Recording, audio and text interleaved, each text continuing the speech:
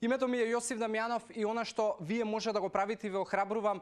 константно на социјалните медиуми, на Инстаграм пред се, на мрежата на која што сум најактивен, ке можете да видите кој е мојот профил и како може да ме побарате и да ги поставувате прашањата. Може тоа да го правите нормално и со хаштагот AskJosif и на Инстаграм и на Фејсбук, па и на Твитер, и сите прашања да ги одговараме овдека во овие рубрики и нормално колку пофреквентни сте вие, толку пофреквентен ќе бидам јас, така да помогнете ми да направиме една поголема и повредна заедница овде. Денеска имаме неколку прашања на кои што ќе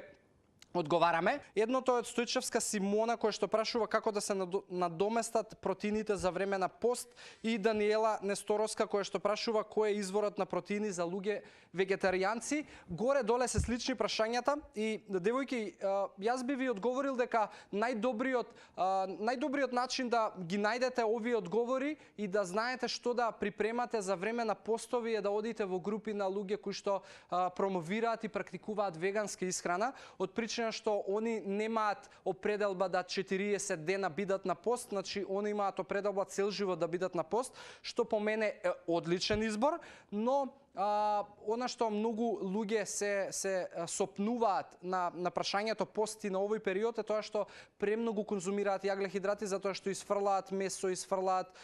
животински производи и едноставно не знаат што да вметнат во својата исхрана, па се приморани да јадат леп, мармалади и да генерално многу јаглехидрати. И тоа предизвикува да после постот се има проблем со поправање, килажа и така натаму, и претпоставувам и за тоа и вие ме прашувате. Затоа мојот одговор е дека можат да се надоместат протеините со тоа што ќе комбинирате најразлични извори на растителни протеини, граф, леќа, боранија, грашок, заедно со оризи, компири, наут, јатки, значи милиарда извори има како тоа да го правите, печурки и така натаму, но во секој случај би ви препорачал да се приклучите на некои вегански групи и таму да ги најдете овие одговори.